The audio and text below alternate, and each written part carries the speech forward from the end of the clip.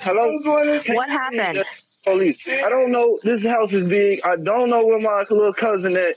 So can you please? Where is the 3-month-old baby?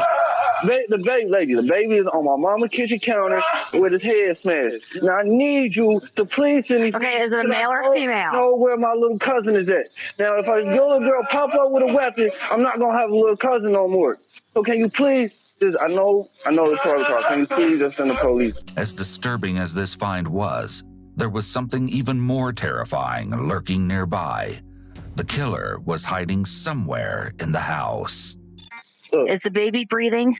Listen, lady, the baby is deceased. Okay. All right, we're setting the police and an ambulance, okay? Mama. What is your name, sir? Mama, shush. Hello? What is your name? I'm Robert Stewart. 20-year-old Deasia Wattkins and her boyfriend James Brown welcomed their healthy baby girl Deasia Wattkins on December 4th, 2014. At first, everything seemed to be going well for the couple. Deasia was excited to become a mother, and after a tough childhood of her own, she vowed to give her child the love she'd never received. But no one would have ever predicted the sheer horror that lay ahead. It all began when Cheviot police were dispatched to the apartment where the family was living on January 25, 2015, around midnight. Upon hearing Deasia's screams and baby Jania's cries, multiple neighbors had become very concerned and placed 911 calls. Police soon arrived at the residence. However, Deasia refused to open the door. When officers threatened to force entry into the apartment, a young man opened the door, who was soon determined to be James' cousin, Chris Gully. Right away, members of law enforcement detected a strong odor of marijuana and noted Deasia's behavior seemed erratic. According to official case notes, as an officer tried to take Jania out of Deasia's arms in fear for the baby's safety, Deasia allegedly attempted to choke Jania, who was only a mere 7 weeks of age. EMTs were called to the scene to perform welfare checks on both Deasia and Jania. They eventually managed to take Jania, and Deasia immediately passed out on the floor, though the cause of her having lost consciousness is unknown. She was soon moved to Deaconess Hospital for psychiatric care, where she would remain on a 72-hour investigative hold. By the following day, her diagnosis had been established. She was suffering from postpartum psychosis. In addition, marijuana was found in her system, though she denied using it initially. She was placed on an antipsychotic medication. Due to side effects associated with the medication, Deasia was informed that she would have to discontinue nursing Jania. And based on Deasia's behavior, staff expressed concern to the caseworker that Deasia didn't seem to be grasping the seriousness of the situation. According to case notes, they felt that she was minimizing the incident, as she described it as no big deal. By January 30th, Deasia had returned to the apartment, and a safety plan was officially in place. She was allowed supervised contact with Jania, provided Deasia took her prescribed medication, and that either James or his sister Jaleisha was present at all times. But a visit from the caseworker reinforced the fact that Deasia wasn't on board with the plan. She hadn't filled the prescription for her antipsychotic medication. The caseworker reiterated that it was imperative Deasia take her medication, or it wouldn't be safe for Jania to stay in the home. James made it clear that she'd have to leave the home if she didn't comply, as the apartment lease was allegedly under his name. Deasia reluctantly agreed. She didn't want to be separated from Jania, and in addition, she felt she had nowhere else to go. Of course, soon these concerns would no longer be relevant, as disaster was lurking just around the corner. 1 week later, a caseworker completed an unannounced visit at the residence and was unable to verify if Deasia had filled her prescription. Over the next couple of weeks, everything continued to deteriorate. By the end of February, Deasia had abandoned the apartment and moved in with an aunt.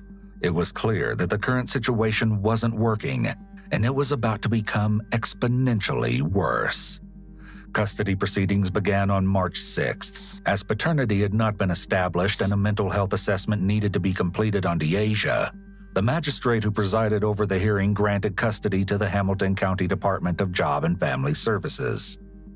During the interim, Janiah was placed in the care of Deborah Stewart, Deasia's aunt. Neither James nor Deasia were allowed to see Janiah, and Deborah agreed to the terms. During the caseworker's visit to her home, she confirmed that she'd not allowed Deasia contact with Janiah. She was adhering to the agreement, and baby Janiah was thriving. But in actuality, things weren't at all as they appeared to be, nor as Deborah claimed them to be. You see, Deasia had been spending time with Janiah, a lot of time actually. She'd moved into Deborah's home days earlier. Deborah was coping with her own personal issues and health problems. Caring for a baby on her own was just too much to handle. So Deborah allowed Deasia to stay, despite the fact that she'd explicitly agreed not to allow her contact with Janiah. 3 days after the caseworker's visit, a life came to a shockingly brutal end within the confines of Deborah's walls. A dispatcher received the frantic 911 call early that morning. Thanks so much for being here, Robert. Since 911, where's the address of the emergency? Somebody please send the police. Please. What is the address? 5957 Wildwood. Okay, ma'am. Help me. Ma'am, who were you just you were just talking to somebody. Who were you just talking to? My son, he came over here, he felt that I was asleep. Ma'am, you weren't crying but I heard you talking to him. You were fine. And then when I picked up, you started crying. I need you to tell me what's going on. The dispatcher is trying to make sense of the situation, but so far, nothing is adding up, and her skepticism is evident. Oh my God, help me. Listen to me. I need you to stop crying, okay? Stop crying. I need you to take a deep breath and tell me what happened. All I know is my son came in here and woke me up and said, Mama, the baby's dead. And I'm like, what are you talking about? Here, talk to my son, brother. How old is the baby? The baby is 3 months. Oh my God, what did you? Deborah passed the phone off to her son, Robert, who'd arrived at the home along with his children just minutes earlier. It was his youngest child who had arrived in the kitchen first and bore witness to the terribly gruesome scene. Robert had immediately ushered his children out of the house to safety, then re-entered, desperate to locate his mother, Deborah. Hello? What happened? Police. I don't know. This house is big. I don't know where my little cousin is. So can you please... Where is the 3-month-old baby? The baby is on my mama's kitchen counter. Deasia was nowhere to be found, and Robert feared she might have been in danger or had potentially been killed as well. Okay, I need to know what happened to the baby. I don't know what happened to the baby. I came into the house. She told me. We came into the house. The baby was on the counter. My mom was in the bed asleep. I woke my mom up and we calling you. That's all I know. I don't know nothing else. Okay. Listen to me. Look, is the baby breathing? Listen, lady. The baby is deceased. The first 2 officers arrived a few minutes later and immediately entered the home. One officer made his way to the kitchen and quickly confirmed that baby Janiah was deceased. Simultaneously, the second officer located Deborah in the bathroom of the master bedroom. Officers on scene radioed for additional officers to assist. Amidst the chaos and confusion, a few officers cleared the home and, in the process, they located Deasia. She was in the bed in her room, tucked under the covers, though her hair remained visible. Officers pulled the covers back, and Deasia, without so much as a word, was handcuffed and moved to the hallway and remained under the watch of another responding officer. The rest of the home was cleared without incident. As Deborah's house had become a crime scene that would require thorough processing, the parties were moved to the Criminal Investigation Section, known as CIS, at the local Cincinnati police station. It was there that everything began to unfold, but it would take some time to get to the horrendous truth hidden beneath a cluster of outrageous lies. Scoot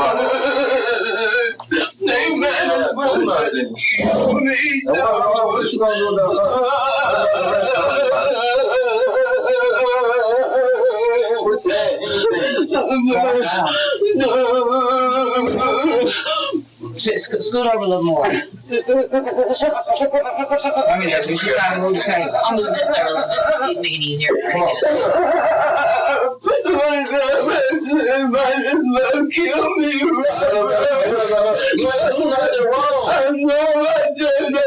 baby. Somebody help me. Somebody help me. Mama, what does you want us to help you do?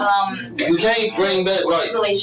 You know that. You go to and what can't take this. And what about us? And what about your kids? I can't. What about your kids? What about us? You being real selfish. No, I'm not. There ain't nothing you can do. You trying to help. There ain't nothing you can do. Listen. Ain't nothing you can do. Take this tissue. Baby, I understand that. Take the tissue. Deborah's gut-wrenching cries can be heard from the nearby room where Deasia is seated, waiting for detectives to enter.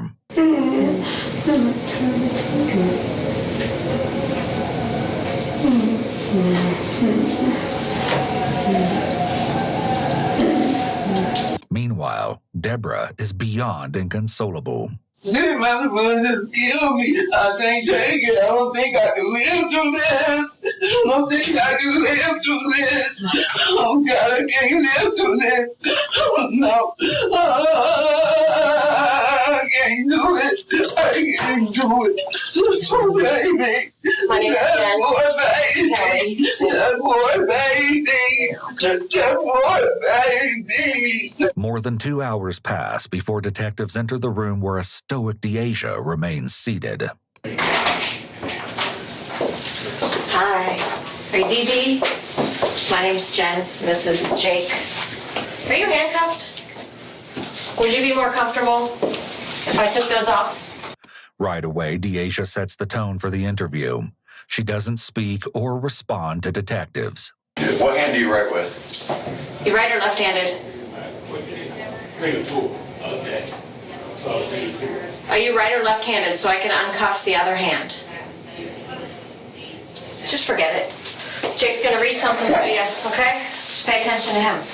All right. The detective reads Deasia her Miranda rights. Do you understand all that? Do you understand what I read to you? Or do you have any questions on it? But do you not want to talk to us? Dee. You okay? Do you not want to talk to us at all? Dee. How do you spell your name? Spell your name. I can't help you if you don't talk to me. Okay? I want to make sure you get the help that you need, and I can't do that without even knowing who you are. All I know is you go by Dee. So how do you spell your name? But Deasia refuses to sign off on the form to acknowledge that she has received and understands her rights. We're going to take some pictures of you, okay, and we're going to do some other clothes. I would like to sit down and talk with you and be able to see what you need that we can help you with, but I can't do that unless you talk back to me. Despite the detective's efforts to elicit a response from Deasia, they are unsuccessful. Shortly thereafter, a team arrives to handle photographs. Didi, go ahead and stand up. Stand up. You have gloves on? Yeah. Make her stand up. Go ahead and stand up.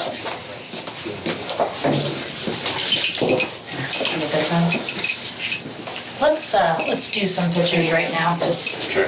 can you prop them right there?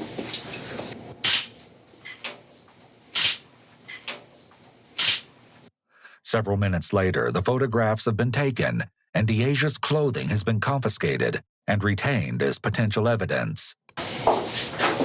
You drink any of your water? Upon re-entering the room, the detectives continue to run through the gamut of classic interrogation tactics, but each proves ineffective. Nearly 6 hours in, they've gotten nowhere with Deasia, and the meeting comes to an end. After the unavailing attempt to gain information from Deasia, she was transported to Deaconess Psychiatric Unit, where, yet again, she received treatment and was kept for observation. 3 days later, she's back at the station, seated in front of detectives. And, as you're about to see, This interview is in stark contrast to the one that took place previously. You handcuffed?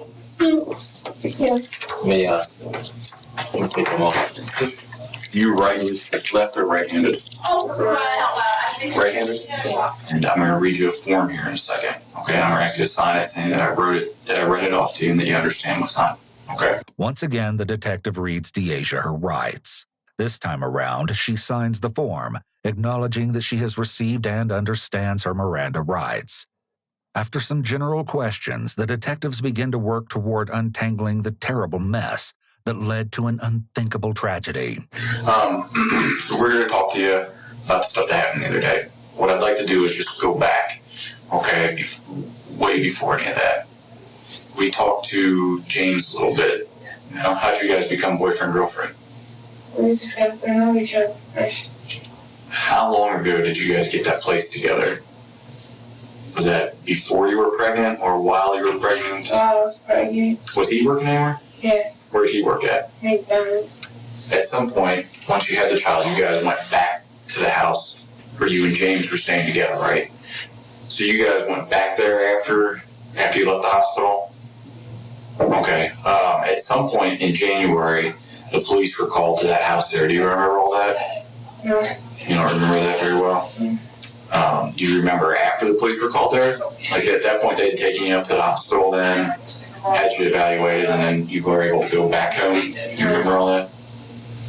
Well, at some point, after I talked to James, he said that you moved out of that place and went to stay with one of your aunts. Which aunt did you go to stay with? My Aunt Debbie.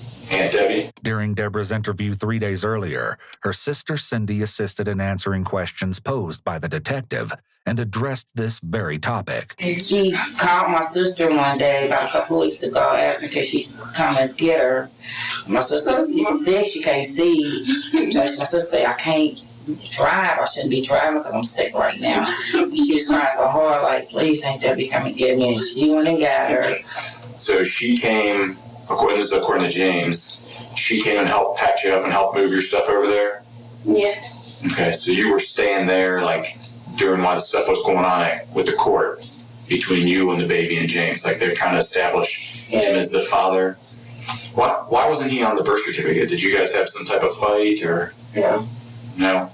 His ID had expired. He had his ID, but since it was expired, they said they couldn't do it. So he couldn't sign the birth certificate because of that? Yes. Okay. Though James had expressed his fear that Janiyah could potentially be taken from him due to this unfortunate issue, he'd failed to file for custody. The detective shifts to another important subject. When you went to stay with your aunt, were you taking medication then? No. Weren't taking any medication? Were you supposed to be taking some? Yes. Or why didn't you want to take it? Just didn't? Okay. How long were you staying there before the baby came and stayed there?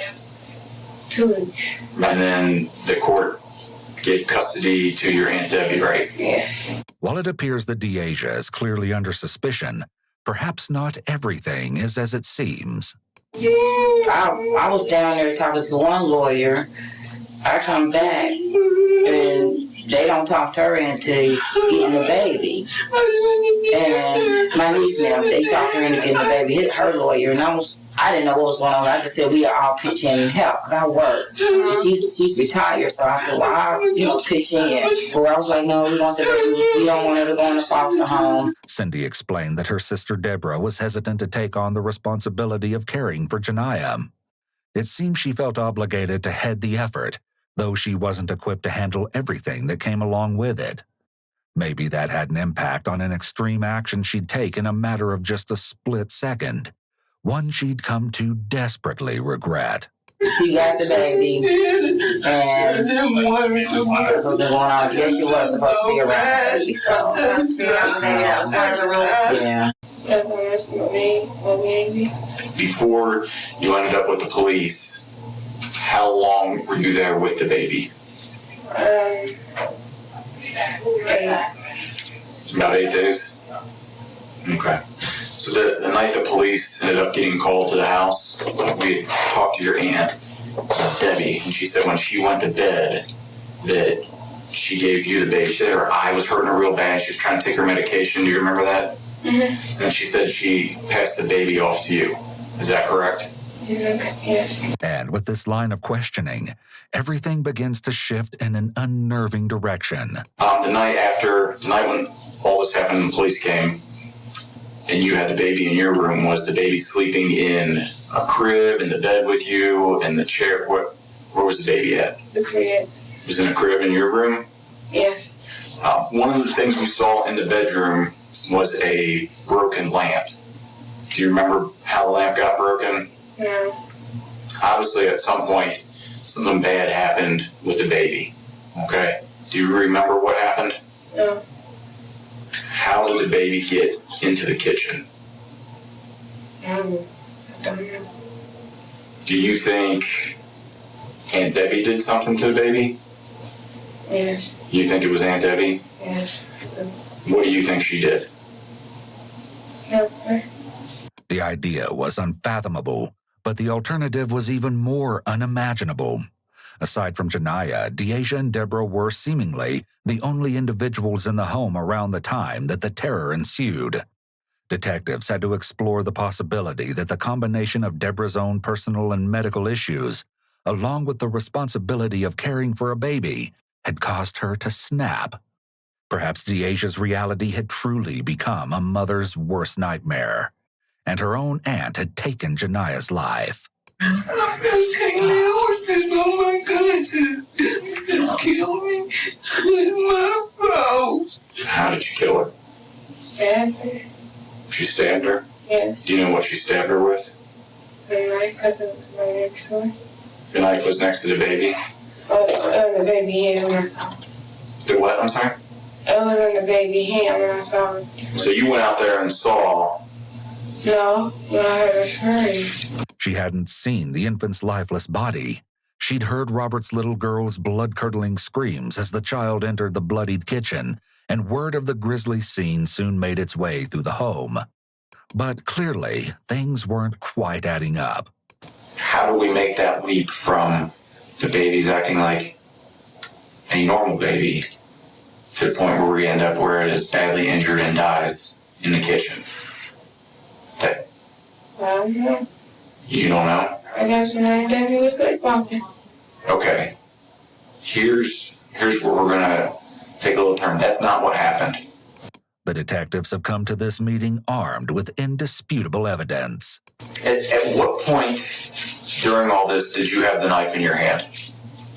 Of course, the detectives already know the answer to this question. They just need to hear it from Deasia. I didn't have the knife in my hand. You never had the knife in your hand, so those aren't your fingerprints that are on the knife in there? No.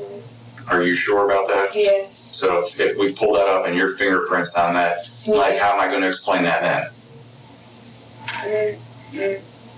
My fingerprints just stay on there. They just stay on there? I'm saying my fingerprints are not on there. No, but I'm telling you that they are. I'm saying, how do I explain that? By checking it? By checking it? Why, we did check it. No, my fingerprints are not on there because I didn't touch it. Okay. Well, you're thinking that your aunt did it, right? Yes. Even though she was completely asleep, had no blood on her hands. You still think she's the one that did it? Yeah, she sleepwalks. She sleepwalks? Yes. Do you sleepwalk at all? No. How should Bill and I explain all the blood and stuff that was all over you? You don't know? No. Take a guess. What do you think would be a good explanation? I don't know. At this point, the detectives are done entertaining Deasia's absurd claims and denials. They employ some tactics that weren't successful last time around. Do you know the difference between a bad person versus a bad thing? Like doing a bad thing? Do you understand the difference? Yes. So there are people out there who are bad, okay? But there are people out there who aren't bad, who sometimes do bad things. And there's a big difference in that. And that's just what we're trying to find out. Do you think something was just going on that may have caused you to do this? Yes. What do you think was going on? They were just trying to take my baby. People were trying to take your baby from you and that upset you? Yes. Okay. Did that make you feel like if you did this to the baby, then nobody would take it away from you? I didn't do nothing to the baby. But detectives aren't yet able to overcome Deasia's denials, as she continues to claim that she didn't cause Janiah's death. They continue at it and try a different approach. I don't think you wanted anything bad to happen to the baby. I don't think that at all. You wouldn't have kept trying to stay there and be around the baby if you wanted something bad to happen to it. But you would agree that something very bad happened. Okay, and the baby is no longer with us and the baby's dead. Okay? But the manner in which the baby died was caused by somebody with very deep feelings, very strong feelings. There was a lot of angst in what was done. Somebody had very strong feelings towards that baby. Okay? And the person I find with the strongest feelings, one way or other, about that baby is you. You're the person that had the strongest connection. And what I'm trying to get to the bottom of what happened here, I think a big goal for the police is we want to know exactly what led up to this, what may have caused or what may have led you to react in such a way so that we can help somebody else from not doing it. If you could help another mother with the stuff that you were suffering from in the postpartum, wouldn't you want to do that? You know Aunt Debbie didn't do this. You don't want to blame it on Aunt Debbie. That's not going to help. Okay? Do you think I'm getting a little close there with the fact that you just don't want to believe you did it? How do you? Yes. So, when you think about Janiah, how do you feel now? I feel real sad. Real sad? And disappointed. Why do you feel disappointed? Because I just lost my daughter and I really love her. And none of us in here doubt that you loved her. Okay? Just because of what happened, that doesn't mean you didn't love her. I want you to tell me what made you upset that night. What started all this? What happens that makes you upset? Nothing. Nothing upset you? No. The detective directly confronts Deasia with more evidence. How did you end up with all this blood on you when the police get there? You don't know? No. Well, how would you explain it?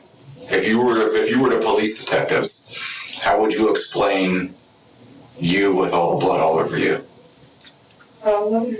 Why there's blood all over your room where you were sleeping? Why your fingerprints are on the knife? I don't know. You don't know? No. What do you think we think when we see all that? That I killed me. That I was the one that killed my daughter. The detective strategically transitions to the topic of Deasia's loved ones, including James and her family, as he continues to build his case in hopes that something will trigger Deasia to tell the truth. Do you still have feelings for James? No. You know what James asked about you? What? When I talked to James, he said to me, "Can I go see her while you were at the Deaconess?" And I said, well, at this point, we're not letting anybody up there because people are concerned for your own safety from yourself, and they were monitoring you. And then Bill and I were concerned because we didn't want anybody else up there talking to you yet. But he asked a bunch of times, "Can I go see her? I think I'm the only one that can help her. I think I'm the only one that can get her to open up. I think she'll feel comfortable talking to me."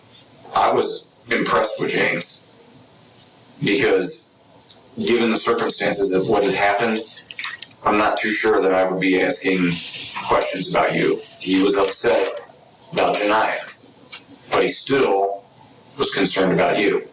The rest of your family asked those same type of questions. Were you surprised to hear that James and your family was asking about you? Yes. Okay. And to be honest, I was surprised too. I thought they would be really, really mad at you. But do you know why they're not? Why? Because they don't think you're a bad person either. They don't think you're a bad person. We don't think you're a bad person. But we do think that you're responsible for a bad thing. Now, I'm not going to sugarcoat that or lie to you. And all the evidence and all the facts that we've collected and investigated goes right along the same line. It all points to you being responsible. The detective explains that she needs to accept responsibility and deal with the consequences. And we need to move forward from that. Not just for the court stuff and for police stuff, but just for the family and everybody else. Aunt Debbie didn't do this sleepwalking, did she? No. No, she didn't. What set this off? What happened? I do want to help you, but I want to help the other people too. The detective needs to uncover the spark that caused the massive explosion of violence. But Deasia reverts back to her original claim. She just doesn't know. The other detective chimes in. Do you understand, Jake's trying to tell you that you're not here because if you did it. We know that this happened, that you had a part in this, okay? That you did this. He's trying to figure out, we're all trying to figure out what was going on, how or why this happened. We know Aunt Debbie didn't do it, and you know that too. At what point, once you got to the kitchen, what happened once you got there? This time, Deasia provides a different answer, and it's unbelievable. I took my money and I killed her. With her admission, less than 40 minutes into the interview, the denials cease. The ugly truth has finally been exposed. But it seems there's likely more to how this all came about. You recall the incident where the police were dispatched to the apartment as a result of cries and screams coming from within that night in late January. Well, as it turns out, it wasn't the first foreboding episode that had occurred within those walls. James shared some disturbing details with the caseworker at that initial meeting, shortly after Deasia had been taken off to the hospital for an evaluation. The beginning of 2015, which marked Jania's first month, brought along with it some changes in Deasia. According to James, she began speaking regularly about religion. While that in itself wasn't a cause for alarm, it was out of character for Deasia. Her unsettling behavior included claims that demons were present. There were times she'd be fine one moment, then uncontrollably crying the next. James had managed to capture the audio of one such occurrence as he clutched Jania in his arms, unsure of what else to do. He played the recording for the screener, and a hysterical Deasia could be heard screaming, "Why, God? Why me? What did I do wrong? Who are these demons? Please stop it." According to James, the incident, not unlike the one that occurred just hours earlier, was unprovoked and completely unexpected. That said, Deasia is now about to reveal her version of the slaying that ensued just days earlier, and she's poised to divulge every last nauseating detail. Please be advised that the following segment may be too graphic for some viewers. Deasia starts at the beginning. I took Jania. So I changed her diaper. He kept screaming and running. And then I didn't get to change her, so I just threw her across the room. She didn't die, so I walked over there. I picked her up and banged her head and looked herself 4 times. Then, after she wasn't dying there, he clipped the big old stick and hit her in the head 4 times. She wasn't dying fast enough. And that's when I ran in the kitchen and killed her and raised her off. Took the next one out, stabbed her in her head, told her to die. Stabbed her in the eye. She was still touching. Just cut her neck. How many times did you cut to get her neck severed? Until it sliced off. Once you started stabbing her, what made you think you needed to cut her head off after that? She wanted that. She wouldn't die? How do you know she wasn't dead? Because she kept breathing and... She kept what? Breathing and moving around. She kept breathing and moving around? Yeah. Even after you were stabbing her? Yes. What did you do with the knife after that? Put it in her hand. Was there a reason that you did that? Yes. Why did you put it in her hand? So it looked like she did it. So it would look like she did it? Yes. And then what did you do? I went back on. Deasia's revolting account is consistent with the evidence found at the scene. What made you do that? I don't know. You don't know? No. Do you regret what you did? Do you feel bad about what you did to Janiyah? No. Why don't you feel bad? Just Do you blame Janiyah for something? no. What made you want to kill her? I don't know. Do you think you could have just given her to James instead? Yes. I get in contact with her. Couldn't get in contact with him? No. James, How long before Robert showed up? A good 15. I'm sorry, A good 15. 15 minutes? Yes. Did you hear the little kids scream when they came in? They didn't even scream. The little girl said, "The baby." So you heard all that? Yeah. Yes. Yes. Okay. After catching a glimpse of baby Janiyah in such an utterly brutalized state, Robert had to divert his eyes. What do you see when you look at the child? What? Look, lady, I don't want to describe the scene. This screen is very, very bad, all right? The little baby head is open, like Okay. open. I'm not going in there to touch nothing because I don't want to mess nothing up. I'm not going in there to look because I already seen it, but it's very violent. It's a very violent scene. We're going to step out for a minute, okay? Were you able to tell anyone else about this? No. Okay. We'll be back in a minute, okay? Okay. Would you like something to drink or anything? No. Water or something? No. Detectives exit the room and don't return for any additional questioning. Less than 15 minutes later, Deasia is headed for the Justice Center. Deasia's account confirmed the Hamilton County Coroner's report. Baby Janiyah had sustained stab wounds on both her face and head. When the coroner was asked if she could provide the number of stab wounds, she stated that she'd lost count. Janiyah's right arm was fractured. In addition, her head had indeed been severed from her body, as Deasia so callously described. According to the Hamilton County prosecutor, Job and Family Services did their job. Nevertheless, the haunting case is one you likely can't wrap your head around, and the question of why really wasn't answered, at least not completely.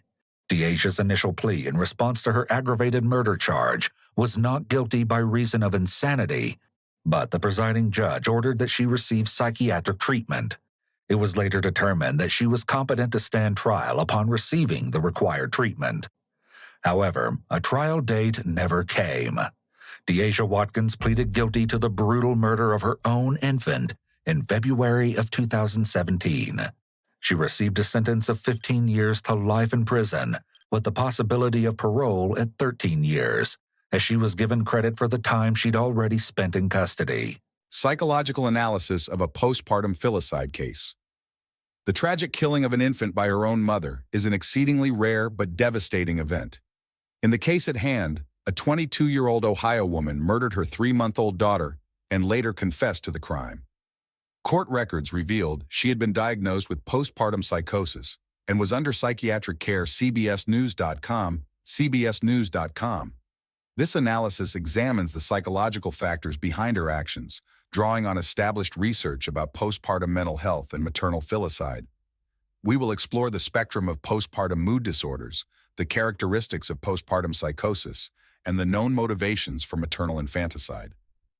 By comparing this case to medical and forensic studies, we aim to understand how severe postnatal mental illness can precipitate such a crime. Postpartum mood disorders. An overview: childbirth can trigger a range of psychiatric conditions. Most new mothers experience the baby blues, mild mood swings and tearfulness lasting a few days post-delivery. In contrast, postpartum depression, Major depressive episodes after childbirth affects an estimated 6-20% of mothers globally, ncbi.nlm.nih.gov. Postpartum depression can include pervasive sadness, anxiety, sleep disturbances, and in severe cases, thoughts of harming oneself or the baby, ncbi.nlm.nih.gov. Unlike these relatively common disorders, postpartum psychosis is extremely rare, occurring in roughly 0.10.3% of births, about 0.89 to 2.6 per 1,000 women, but it is by far the most serious. In postpartum psychosis, mothers experience hallucinations, delusions, severe confusion, and mood swings that often resemble manic episodes. This condition usually arises in the first few weeks after birth and is considered a psychiatric emergency, since it can lead to suicide or harm to the baby. In fact, medical experts warn that untreated postpartum psychosis carries a significant risk. Up to 4.5% of such cases have been associated with maternal infanticide pmc.ncbi.nlm.nih.gov. The example of a 2001 case in Texas is well known, a mother drowning her 5 children in the bathtub, later explaining that Satan was telling her she had to kill her children to keep them from going to hell. This case underscores how delusions can drive a mother to kill under the belief she is saving her children from danger. Similarly, the Ohio case we analyze involved reported religious delusions, talk of demons, and severe psychotic symptoms. Baby blues affects up to 85% of women after birth, includes transient mood swings and tearfulness. Postpartum depression affects roughly 6-20% of postpartum women, ncbi.nlm.nih.gov, involves intense sadness, anxiety, insomnia, appetite changes, and sometimes suicidal thoughts if untreated. Postpartum psychosis, rare, 0.10. 3% incidence, but severe, characterized by rapid onset psychotic symptoms, delusions, hallucinations, agitation, usually within 2-4 weeks after delivery. Distinguishing features. Unlike depression, psychosis involves loss of contact with reality, for example, hearing voices, believing in hallucinations, and often sudden mood shifts or mania-like behavior, pmc.ncbi.nlm.nih.gov. Postpartum psychosis, clinical features and risk factors. Postpartum psychosis, PP, is not a standalone diagnosis in the DSM-5, but is classified as a form of acute mood disorder with psychotic features. It is widely recognized as a biological and psychosocial phenomenon resulting from complex hormone changes, genetic vulnerability, and environmental stressors, pmc.ncbi.nlm.nih.gov. Hallmarks of PP include delusions, often religious or grandiose, and hallucinations, voices or visions, as well as severe insomnia, hyperactivity, and rapid mood swings. For example, patients may believe they possess special powers or feel persecuted, for example, thinking demons are present. In one documented case, a postpartum woman complained of feeling demonic energy inside and said that demons were speaking through her children, pmc.ncbi.nlm.nih.gov. A pattern echoed in our case. Key risk factors for postpartum psychosis include history of bipolar or psychotic disorder. Women with bipolar disorder carry about a 20% risk of developing PP. 50% of PP cases occur in women with prior psychiatric illness, though 40% occur without any known history. Family history. A family history of bipolar or other mood disorders also raises the risk. First pregnancy. Lack of previous maternal experience, as in a first-time mother, is associated with higher risk. Lack of sleep and stress. Severe sleep deprivation is a known trigger for mania and psychosis. Many cases occur in the context of poor sleep and high stress after childbirth. Science, direct.com. Substance use. Certain drugs, for example stimulants, can precipitate PP in susceptible women. Medical complications. Surprisingly, standard pregnancy, birth complications, for example preeclampsia, prematurity, are not strongly linked to PP onset in healthy women, though pre-existing complications can contribute in high-risk patients. In the Ohio case, the mother had no reported prior diagnosis of bipolar disorder, but she quickly developed erratic and delusional behavior in the weeks postpartum. Colleagues later noted she was acting crazy and speaking of demons during a child welfare visit, cbsnews.com. She also tested positive for marijuana, though it is unclear whether this played a direct role. Crucially, she refused to maintain her prescribed psychiatric medications, reporting concerns about breastfeeding, and ultimately went off medication altogether, CBSNews.com.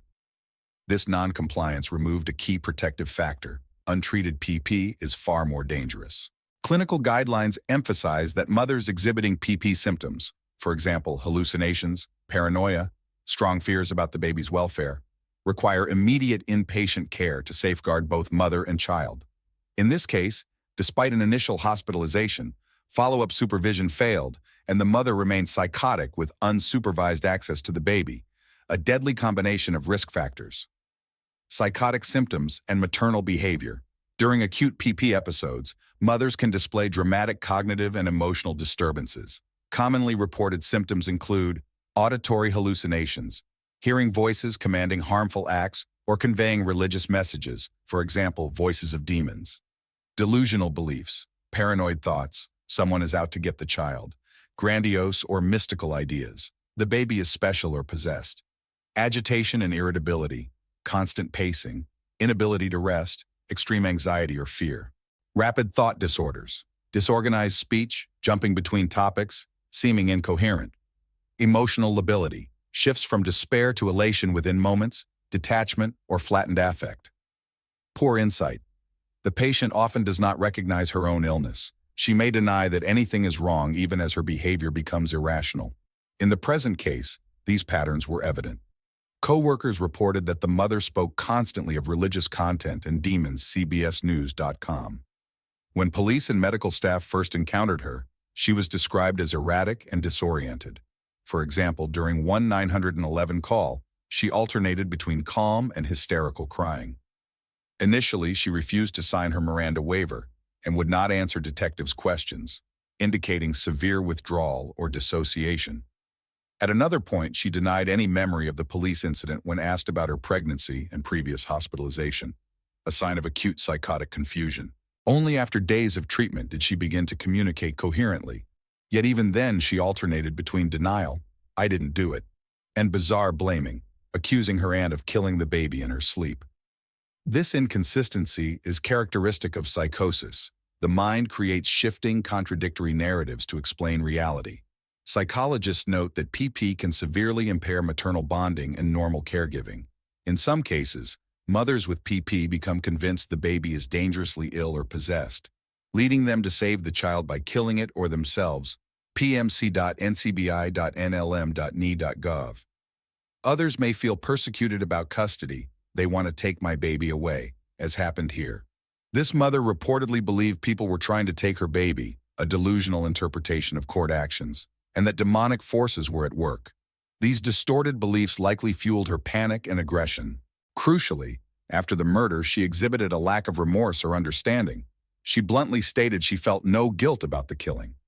This emotional detachment is often seen in psychosis, where normal moral reactions can be blunted by the breakdown of reality testing. Maternal filicide, definitions and motivations. To frame this crime, it helps to understand terms and research on maternal filicide, the killing of one's own child. Neonaticide refers to murdering a newborn within 24 hours of birth.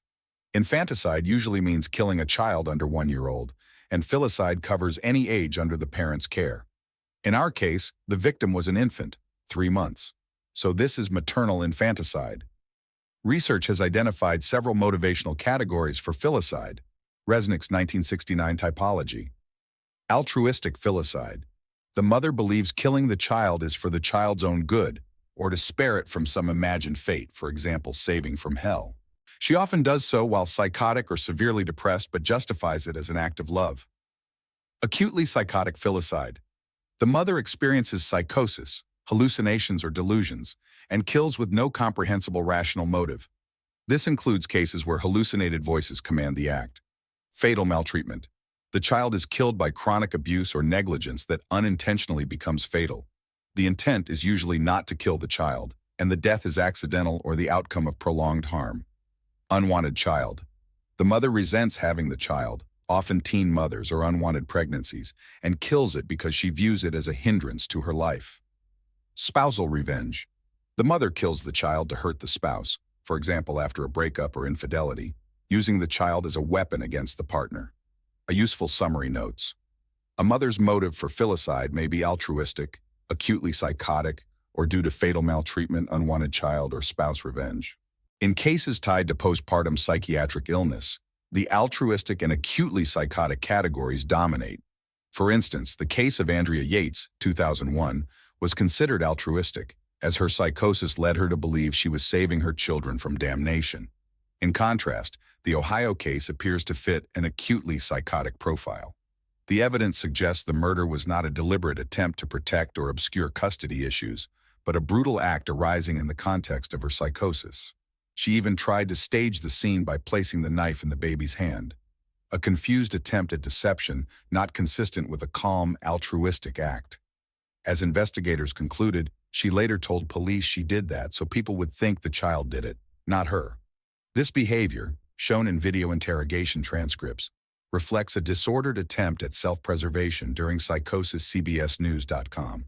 In summary, this homicide was driven by severe psychotic symptoms and loss of reality, rather than rational motive. Filicide categories, Resnick 1969.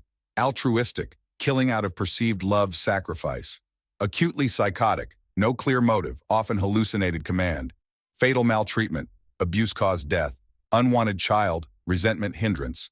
Spousal revenge, to hurt partner. Risk in PP. Psychological studies estimate up to 4.5% of women with untreated postpartum psychosis commit infanticide. pmc.ncbi.nlm.nih.gov. While small, this rate is significantly higher than in the general population of new mothers, making PP one of the strongest known predictors of maternal filicide. Profile of psychotic killers. Researchers note psychotic mothers often have a history of severe mood disturbance or psychosis. Many are in the throes of a bipolar-like or schizoaffective episode at the time of the killing, featuring confusion, disorientation, and delusional thinking. Case analysis, psychological profile and behavior 1. Mental state at the time of the crime. In the months leading up to the crime, this mother exhibited classic signs of acute postpartum psychosis. She was diagnosed with PP during a psychiatric hold in January 2015, after police were called about her erratic behavior and her infant's safety, CBSNews.com, CBSNews.com. At that time, she had threatened her baby and claimed to hear voices. Medical staff noted her delusional and disorganized behavior. She experienced an acute change. Earlier, she was reportedly happy and attentive, but suddenly became uncontrollable, hearing demons and even attempting to suffocate her own infant. These are textbook features of PP. Upon returning home under a safety plan, her symptoms persisted.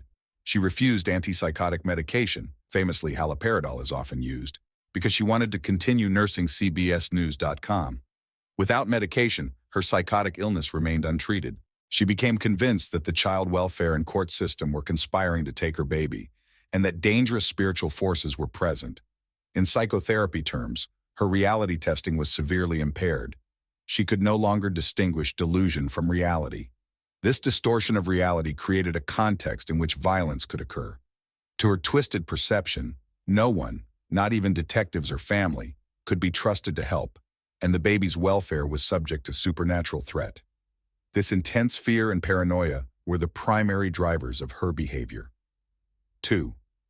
Violent act and aftermath. When the murder occurred on March 16, 2015, the baby's body was found with multiple stab wounds and decapitation. CBSNews.com, an exceptionally violent and frenzied assault. It is highly unusual in filicide to see such brutality, indicating a complete break from normal inhibition. Immediately after the killing, the mother behaved strangely. She was found under covers in another room, blood on her clothing, but she initially gave no explanation. In the interrogation, she first denied involvement and even suggested her own aunt was to blame, a deflection indicating she had not yet accepted what she had done. Eventually, confronted with the forensic evidence, blood spatter, her fingerprints on the knife, etc., she admitted guilt. Remarkably, even in her confession, she displayed no normal emotional reaction to the horror.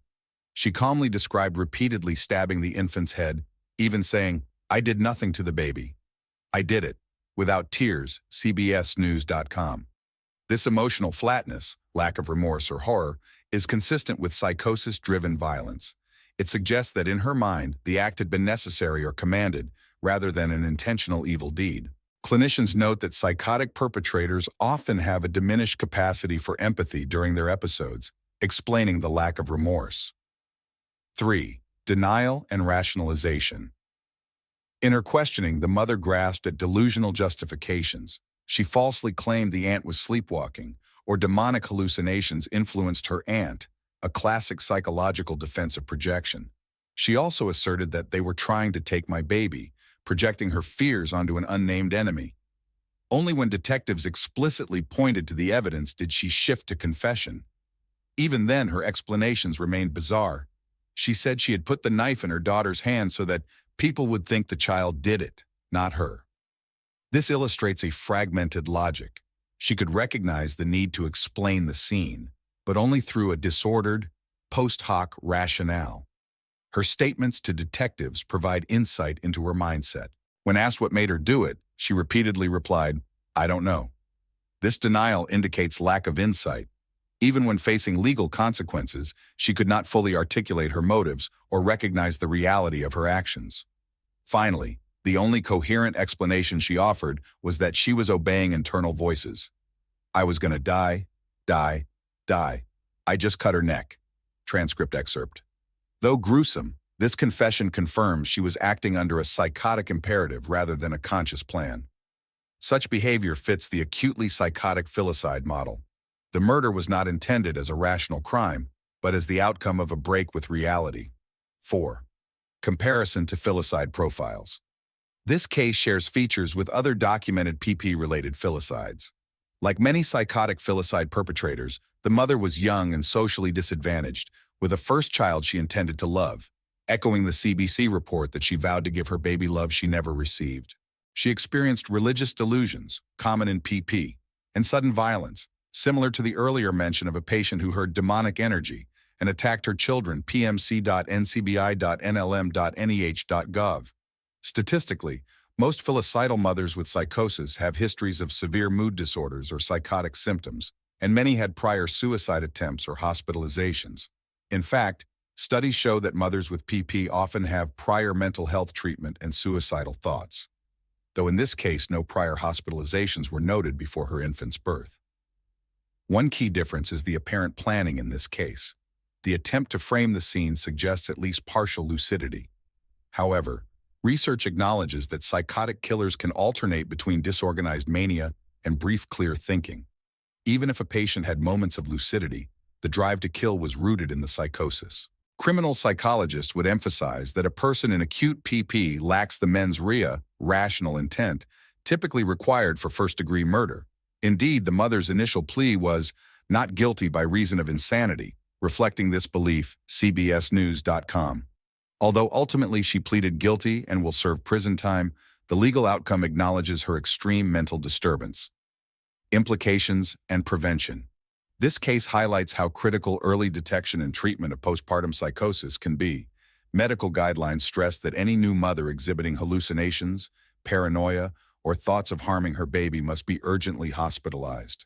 Warning signs include explicit fears of hurting the infant, bizarre health anxieties about the baby, or frank delusional talk about the child's welfare. In our case, social workers heard screams and knew something was very wrong, but the containment plan failed when she later lived unsupervised with the baby. Tragically, community supervision was insufficient for someone with untreated psychosis. Psychiatrists note that up to 4% of untreated postpartum psychosis cases result in infanticide. Therefore, they recommend aggressive strategies, routine postpartum mental health screening, community outreach, and lower thresholds for emergency hospitalization of at-risk mothers. Support networks should monitor postpartum women for sudden changes in behavior or speech. In many countries, laws recognize the need for leniency when mental illness is postpartum related. For example, the UK's Infanticide Act, 1922, reduces murder to manslaughter if a mother had not fully recovered from the effect of giving birth. In the US, awareness is growing, but postpartum psychosis is not universally considered an automatic mitigating factor. After pleading insanity and receiving treatment, this Ohio mother was eventually found competent and given a prison sentence, 15 years to life. with credit for time served cbsnews.com. Ultimately, the horrifying outcome was driven by a preventable chain, an acute psychiatric emergency that went inadequately managed. Her case is a stark reminder that postpartum psychosis is a medical emergency. With prompt intervention, medication, support, supervision, many tragedies can be averted. Mental health professionals point to cases like these to advocate for mandatory postpartum mental health screening, better education for families, and swift intervention when warning signs appear. As one expert review concludes, postpartum psychosis afflicts mothers despite their past history or support network, so timely identification and treatment are essential to prevent filicide and maternal suicide. pmc.ncbi.nlm.nih.gov.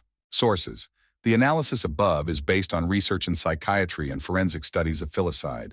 Key references include clinical reviews of postpartum psychosis, pmc.ncbi.nlm.nih.gov, case studies of postpartum-related child murder, pmc.ncbi.nlm.nih.gov, and classification of maternal filicide motives. Specific details of the Ohio case are drawn from media reports and court records, cbsnews.com. These sources collectively provide the medical and legal context for understanding the mother's psychological state and actions.